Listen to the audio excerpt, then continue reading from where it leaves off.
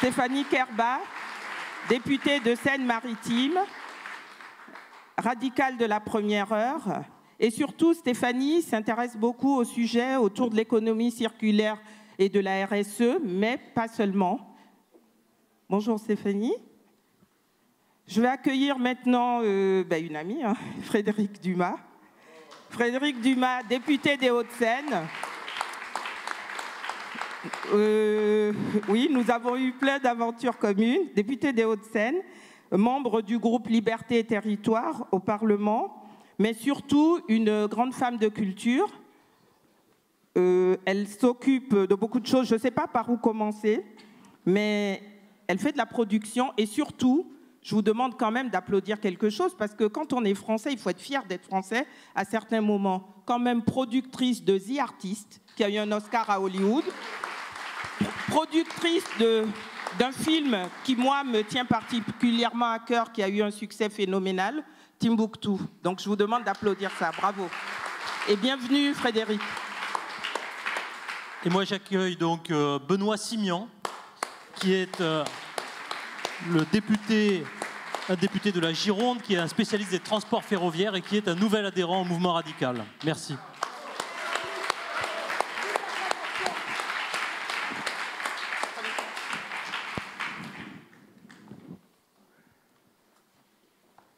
Et nous allons... Stéphanie, tu as un micro là. Nous allons commencer par toi, Stéphanie. Déjà, tes réactions par rapport à ce que tu viens d'entendre, et puis peut-être ta contribution en tant qu'experte sur un certain nombre de sujets qui nous préoccupent ici à ce débat. Alors, nous étions réunis sur ces 3 jours pour parler des territoires, et il y avait une thématique en particulier qui concernait donc la transition écologique au sein des territoires. Comment est-ce que les territoires peuvent être acteurs au sein de cette transition ? Et donc, je souhaiterais intervenir sur le pourquoi et le comment, pour que vous puissiez repartir ici dans la salle à la fin de cette intervention avec peut-être quelques outils et surtout l'envie de vous engager et de mettre en application cette transition écologique. Et alors, je vous propose de vous saisir de ce que l'on appelle l'économie circulaire. Au sein de votre commune ou même au sein de vos associations. Donc l'idée c'est de dire déjà pourquoi est-ce que les territoires doivent s'intéresser à cette question de l'économie circulaire. Il faut savoir qu'il y a une loi qui s'appelle la loi de transition écologique pour une croissance verte. Et donc, je ne vais pas détailler l'ensemble des textes de loi, mais c'est pour que vous ayez quand même des référentiels et puis savoir où aller piocher lorsque vous aurez besoin d'informations. Et par exemple, cette loi de transition écologique dit, entre autres, qu'il faut 65% de recyclage pour les déchets non dangereux à l'horizon 2025. Mais elle dit aussi qu'il faut réduire de 50% la mise en décharge d'ici 2025, ainsi qu'une réduction de 10% des déchets ménagers à l'horizon 2020. Il y a également une autre loi qui s'appelle la loi NOTRe, qui date de 2015, et elle qui engage les collectivités à rédiger ce que l'on appelle un plan régional unique de prévention, de gestion et de réduction des déchets. Donc, ce plan, en fait, oblige les régions à coordonner l'ensemble des actions qui sont mises en place en vue d'assurer donc, la réalisation des objectifs de politique nationale en prévention et gestion des déchets et pour contribuer donc, à la transition et surtout l'engagement vers une économie circulaire. Et puis, il y a une 3e loi qui arrive prochainement, d'abord dans un premier temps au Sénat, et puis dans un second temps, elle arrivera chez nous à l'Assemblée nationale, qui est la loi anti-gaspillage pour une économie circulaire. Donc je ne vais pas non plus détailler parce que je crois qu'on est un petit peu limité dans le temps, mais simplement vous dire que ce projet de loi se décline en 4 grands titres. Le titre 1 qui est l'information aux consommateurs, un second titre qui concerne la lutte contre le gaspillage, Un troisième sur la responsabilité générale des producteurs, c'est ce que l'on appelle les filières REP, responsabilité donc élargie du producteur. Les REP, c'est la petite taxe que vous payez en plus quand vous achetez votre électroménager pour le recyclage et le retraitement de ce matériel. Et puis le titre 4 concerne des dispositions diverses, mais notamment à l'intérieur, en fait, c'est le fait de transposer les directives européennes, les dernières directives européennes concernant la gestion des déchets. Et puis enfin, peut-être pour terminer sur ce point, c'est qu'il y a... donc là, j'ai expliqué le pourquoi est-ce que les territoires doivent s'engager dans une économie circulaire. Et maintenant, je vous propose de passer au comment, en fait. Et donc, fin octobre 2018, il y a une norme française, une norme AFNOR. Donc, je donne son petit nom tout de suite, qui est la X30 901.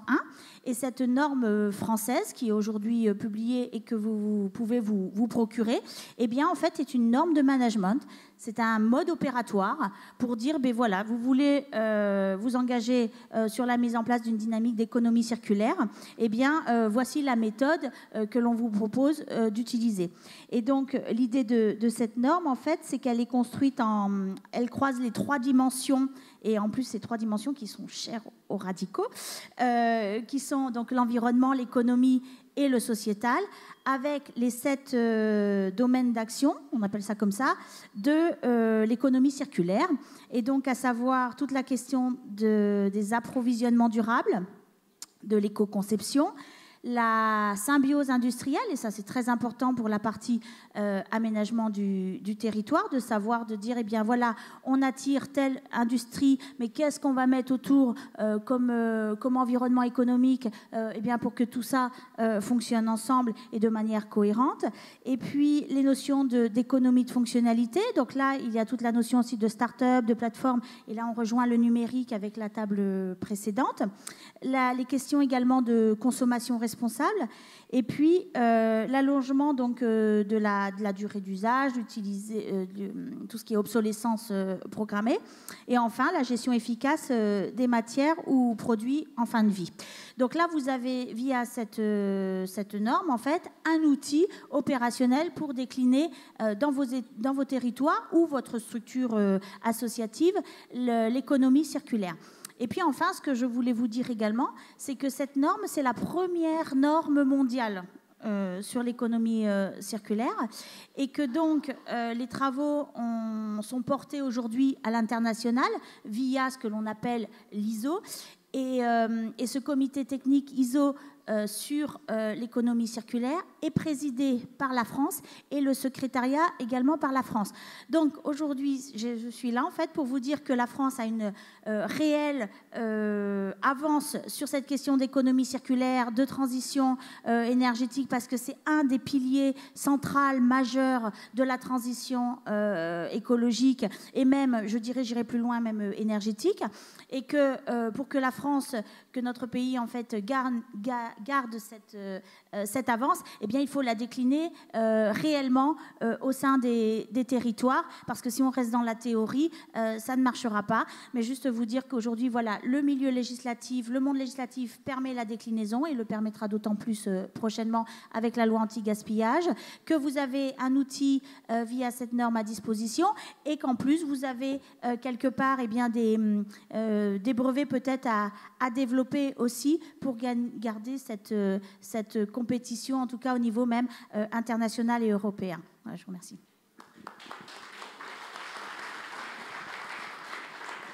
Merci Stéphanie. Frédéric, je sais qu'il y a pas mal de sujets là qui ne te laissent pas indifférente, le numérique, même l'économie sociale et solidaire, ce sont des sujets qui te tiennent à cœur, la culture bien sûr. J'ai évoqué ton parcours, donc déjà tes réactions à ce que tu as entendu, et puis les quelques propositions que tu as envie de faire ce matin et les sujets que tu as envie de partager avec nous. Merci. Effectivement, parler un petit peu de culture, ce n'est pas le sujet le plus évident. Il devient, à mon avis... ça va ? Vous m'entendez ? Oui, je le mets mal. Ouais. Je pense que c'est un sujet qui devient de plus en plus compliqué. Le premier constat qu'on peut faire, c'est qu'on le sait tous, on est dans un monde en profonde mutation totale. Et par principe, ça veut dire qu'on est aussi en crise sociétale et culturelle. Donc on a effectivement un sentiment de perte de repères et d'identité, un sentiment de déclassement, un sentiment pour certains donc de ne pas pouvoir suivre ou d'être oublié, etc. Et il y a un deuxième phénomène, je trouve, je pense que vous êtes d'accord avec moi, c'est qu'il y a un rejet de la culture aussi. Il y a un rejet du mot culture. Alors, il y a des raisons différentes. Il y a ceux qui rejettent la culture parce qu'ils estiment que c'est pas pour eux, c'est l'élite, c'est les cultureux. Et il y a une forme de culture, effectivement, qui n'est pas proche. Il y a ceux qui la rejettent parce qu'ils estiment qu'elle n'est pas pour eux. Elle n'est pas pour eux et elle ne leur ressemble pas. Et pourtant, sans vouloir te couper, c'est un formidable outil de lien social. Oui, mais alors justement, on va y venir. Mais disons qu'on est obligé de faire ce constat, de ce rejet, soit parce qu'on estime que c'est pas pour soi, soit parce qu'on estime que ça nous ressemble pas. C'est autant en ruralité que dans les quartiers, c'est des choses différentes. Et il y a aussi ceux qui estiment que voilà, la culture c'est dépassé, c'est pour les vieux, maintenant on est sur autre chose. Donc en fait, ça fait quand même beaucoup de gens qui rejettent la culture. La deuxième chose, c'est effectivement de se dire que pourtant c'est fondamental parce que c'est ce qui permet vraiment de renforcer son identité, de se construire. C'est ce qui permet de partager ses émotions, de comprendre les autres, de se comprendre soi-même, etc. Donc en gros, à la fois, il y a un échec quand même de la démocratisation de la culture et de la culture, et il y a cette nécessité de reconstruire un projet dans la mesure où ça permet de s'émanciper et aussi de créer du lien. Donc voilà, comment fait-on? Alors effectivement, c'est pour ça que la table ronde de ce matin est intéressante. Je pense qu'effectivement, ça passe beaucoup par les territoires. Je pense qu'il y a 2 ou 3 impératifs. Le premier, c'est peut-être, alors c'est peut-être un peu, ça peut choquer certains, mais je pense que il faut peut-être utiliser le moins possible le mot culture, faire un peu comme M. Jourdain, c'est en faire sans le dire, pour pas qu'il y ait ce rejet. On peut aussi parler de divertissement et en amenant les gens à la culture. En tout cas, je ne parle pas de ceux qui iront consommer obligatoirement de la culture, et c'est pour ça que moi j'ai un petit différent depuis, puisque je suis dans la campagne d'En Marche, j'ai un petit différent depuis le départ sur l'idée du pass culture. Parce que je pense qu'il ne répond absolument pas au problème, puisque c'est un pass numérique. On sait qu'il y a une fracture territoriale numérique. On sait qu'elle est souvent, en plus, là où il n'y a pas d'offre culturelle. Donc, il y a un vrai souci. En plus, c'est un pass qui est fait pour tout le monde. Donc, je pense qu'on n'était pas obligé de donner 500 € à tout le monde. Et ensuite, c'est à 18 ans. Pour moi, à 18 ans... on s'est déjà construit. Donc ceux qui auront consommé ce pass, c'est quand même ceux qui l'auraient consommé de toute façon. Donc en fait, moi, parce qu'il faut quand même avoir évidemment un chemin et proposer des choses, je pense que la première chose, c'est de se dire qu'il faut trouver les moyens que cette culture soit accessible au plus grand nombre, qu'il faut rééquilibrer l'offre culturelle et qu'il faut aussi ne plus penser qu'il y a un public mais des publics et qu'il faut aller le chercher. On n'est plus au temps où on pouvait se dire tiens, on fait une offre culturelle puis on attend que les gens viennent. Je pense qu'il faut se déplacer. Donc la première chose, c'est fondamental, c'est, je pense, l'éducation artistique et culturelle. Alors effectivement, tout le monde en parle, dès le plus jeune âge. Pour moi, dès le plus jeune âge, c'est crèche et maternelle. C'est-à-dire que moi, je suis en train, une mission un peu informelle, parce que c'est quelque chose dont on a parlé avec Jean-Michel Blanquer depuis longtemps, concernant les neurosciences, qui était effectivement que la musique, c'est quelque chose qui, les recherches scientifiques le montrent, que la musique développe les compétences intellectuelles, sociales, qui permettent d'apprendre les fondamentaux. Donc si on veut vraiment réduire la fracture, parce que l'objectif à chaque fois c'est de réduire les fractures, c'est d'éviter le décrochage scolaire. Si on le fait le plus tôt possible, on redonne à chaque petit enfant les moyens effectivement de lui-même se construire au-delà, en dehors de son milieu social ou autre. Après, je me suis rendu compte, puisque je travaille pas mal aussi sur le numérique, les GAFA, etc., qu'on arrive avec l'intelligence artificielle, on arrive avec on a ce livre magnifique de Bruno Patino sur la civilisation du poisson rouge qui montre que c'est un problème presque de santé mentale. On est tout le temps sollicité, ils appellent ça l'extraction de l'attention, et il y a aussi des phénomènes de dépression. Et je pense que si on habitue notre cerveau à pouvoir lui-même, j'allais dire, reprendre un contrôle sur ce qui nous est proposé, parce que tout ça, c'est des biais cognitifs. Hein. Il s'appuie, on a parlé de Benoît Tabaka tout à l'heure, que ce soit Google, que ce soit Facebook, etc. Moi, j'ai vraiment des discussions souvent avec eux. Ils s'appuient sur les biais cognitifs. Donc, en fait, on ne se rend pas compte que nous-mêmes, on crée notre propre enfermement. Donc, pour moi, s'il y a une priorité, parce qu'en culture, il faut définir des priorités, parce qu'on sait tous qu'il y a des problèmes de financement, c'est effectivement, dès le plus jeune âge, dès la maternelle et dès la crèche, ça veut dire donc que les collectivités locales sont appelées à aller là-dessus. Et donc, nous, on travaille aujourd'hui sur... il y a à la fois un cluster de neuroscientifiques, hein, pour vraiment que les gens comprennent le rapport entre musique et cerveau. Et il y a effectivement, on travaille sur des pratiques et sur des outils dont l'objectif, c'est évidemment qu'il soit possible de les développer dans les milieux les plus éloignés de la culture. La deuxième chose, c'est de renforcer effectivement, comme je l'ai dit tout à l'heure, d'aller chercher les publics et donc de ne pas rester passif comme ça. Alors, moi, je voulais juste...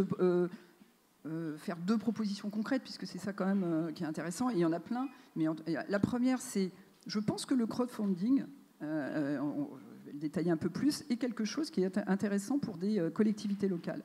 Le crowdfunding, c'est effectivement des personnes qui vont sur des plateformes, qui vont avoir un projet culturel ou social, d'ailleurs de tout niveau, hein. Mais bon, puisque je parle de la culture. Et donc, en fait, ça veut dire que déjà, c'est des citoyens qui vont s'impliquer, qui vont aussi créer de l'offre et qui vont participer. Et je pense que les collectivités, c'est pas plus mal qu'elles accompagnent ça. Non pas en remplaçant, parce que si le crowdfunding, c'est le fait d'aller chercher des participations financières en contrepartie de quoi? Il n'y a pas de contrepartie commerciale, il y a des contreparties qu'on appelle émotionnelles, c'est-à-dire si c'est un spectacle, de pouvoir participer au spectacle ou des choses comme ça.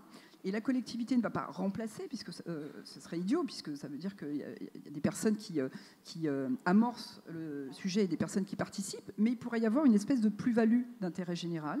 C'est-à-dire que des marqueurs comme donner un coup de pouce sur les charges patronales, parce que souvent dans un projet, ce qui est compliqué, c'est de payer les salaires. Ça peut être de dire, vous devez faire un effort de transmission, vous devez faire un effort en direction des établissements scolaires, vous devez faire un effort en faveur de la formation et de l'émergence. On a parlé de formation du numérique tout à l'heure, c'est évident. Moi, j'ai fait des débats sur les fractures numériques, elles sont multiples et elles sont fondamentalement d'usage. Et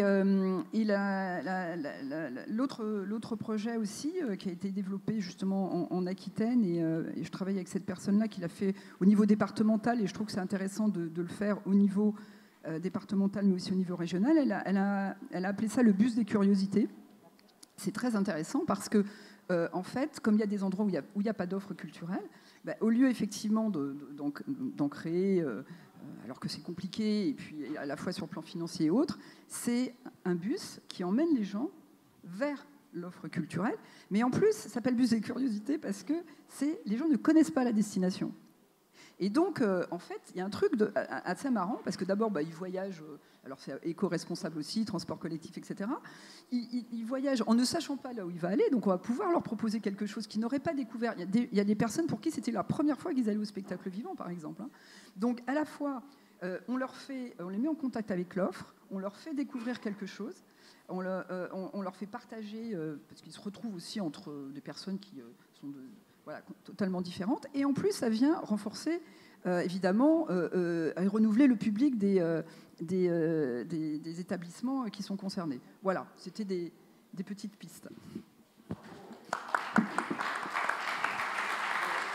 Merci Frédéric. Merci. Donc je passe la parole à Benoît, qui est l'auteur d'un rapport remarqué sur le train à hydrogène et qui va donc nous parler en quelques minutes, hein, pas trop rapidement, sur le thème de l'écologie, j'imagine. Merci. Non, à vrai dire, d'abord bonjour à tous. J'avais prévu un discours au pupitre parce que je ne savais pas trop. Alors à l'Assemblée nationale, on a le choix de rester dans l'hémicycle quand on s'exprime ou d'aller au pupitre. Bon, je m'adapte aux pratiques, donc je resterai à mon siège. Et j'en profite pour vous remercier d'abord de votre accueil dans cette famille radicale. J'ai pu voir ô combien, depuis le début de cette université d'été, elle était conviviale, chaleureuse, encore hier soir, en plus en dégustant quelques vins locaux. Et j'en profite, bien entendu, pour féliciter la Fédération départementale de la Gironde pour l'organisation de cet événement, parce que, on le sait, c'est du boulot.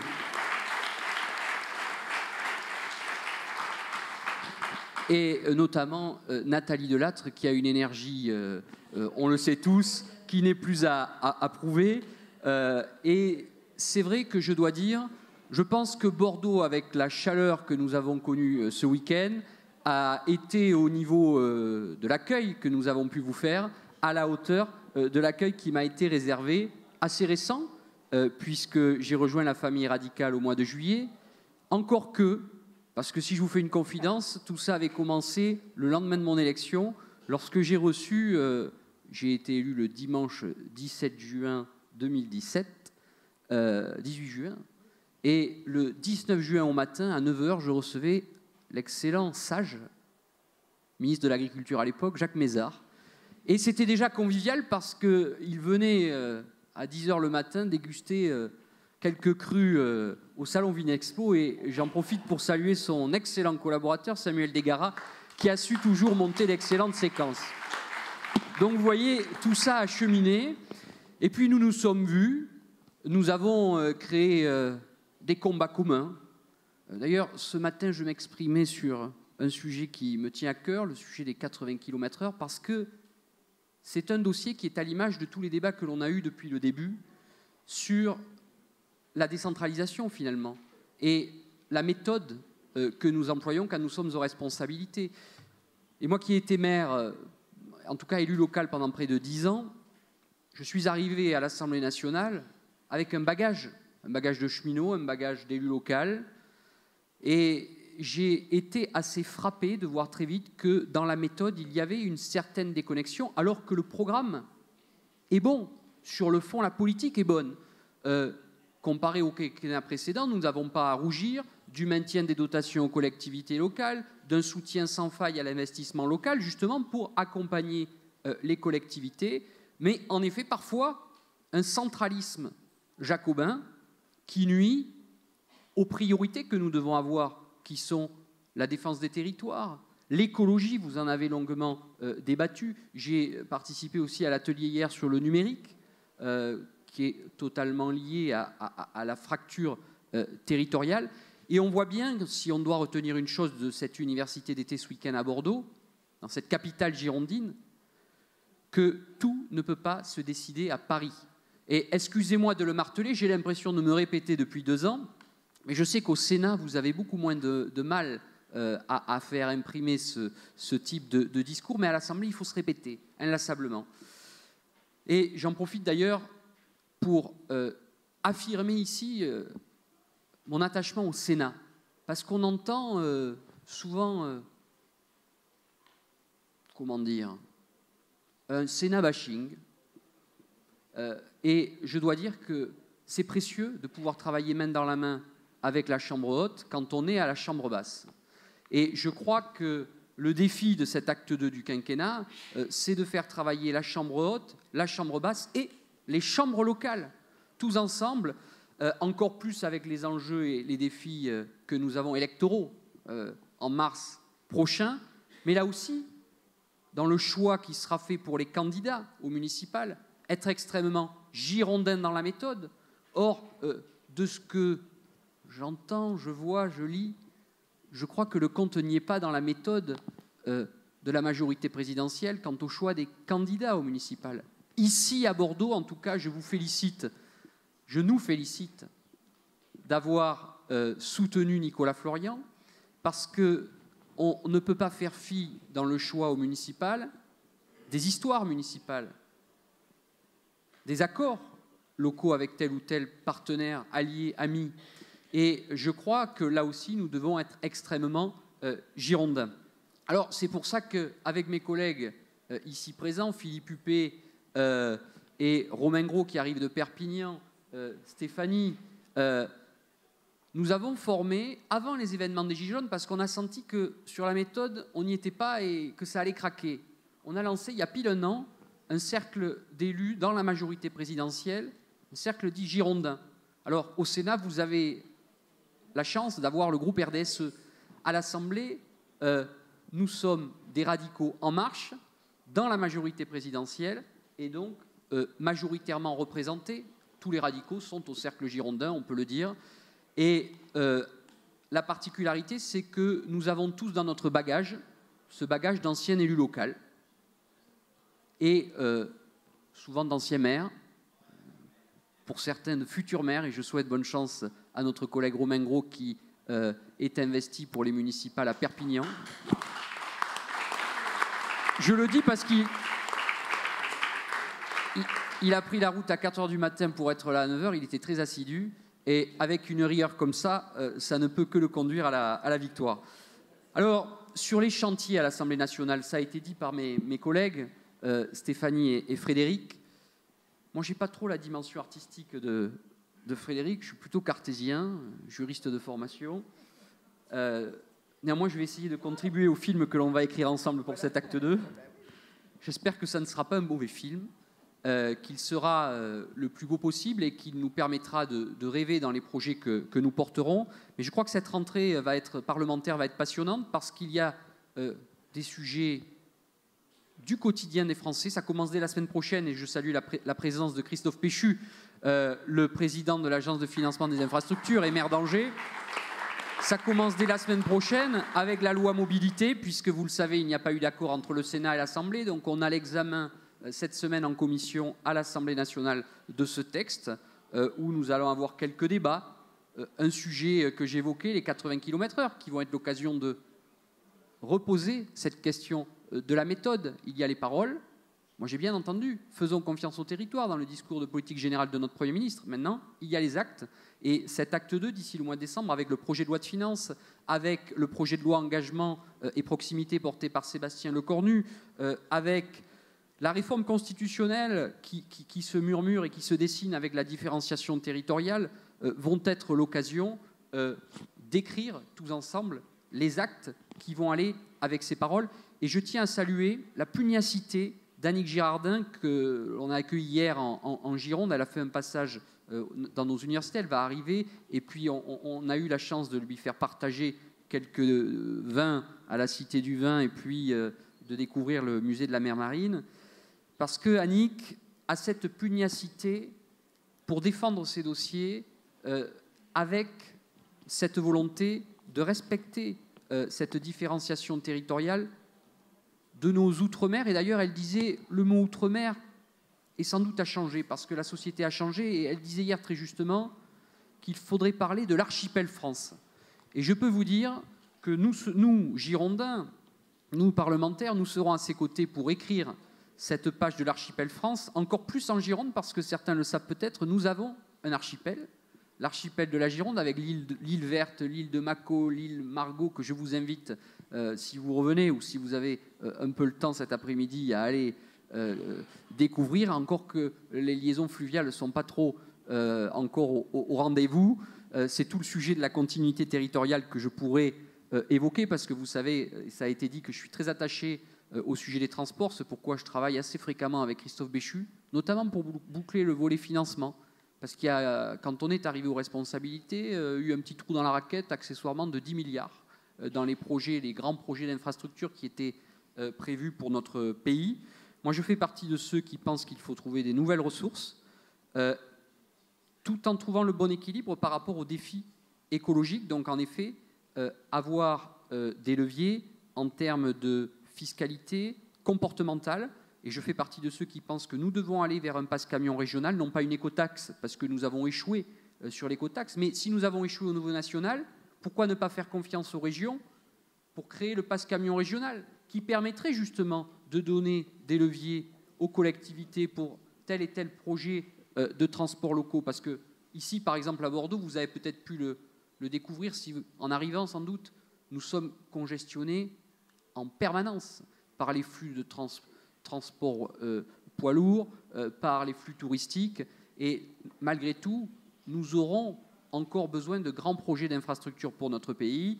D'ailleurs, dès la semaine prochaine, je déposerai un amendement pour attirer l'attention de notre ministre, j'allais dire des Transports, de la transition écologique. On attend la fumée blanche pour les transports, pour justement demander un grand contournement autoroutier de Bordeaux, un sujet qu'avait défendu Alain Juppé, Philippe Madrelle, et j'ai une pensée pour Philippe Madrelle, un Girondin, un humaniste qui nous a quittés la semaine dernière. C'était le doyen du Sénat, et vraiment une pensée amicale pour toute sa famille ce matin.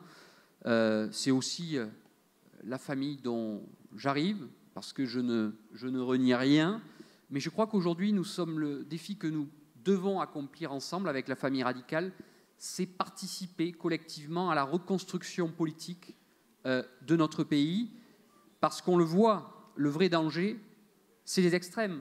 Et je le dis ici, le défi pour les années, les mois à venir, c'est tout sauf les extrêmes. Et en effet, pour cela, je ne crois pas au parti unique. Je crois, comme à la différenciation territoriale, à la différenciation partisane, dans le respect de chacun et à la stratégie des alliés.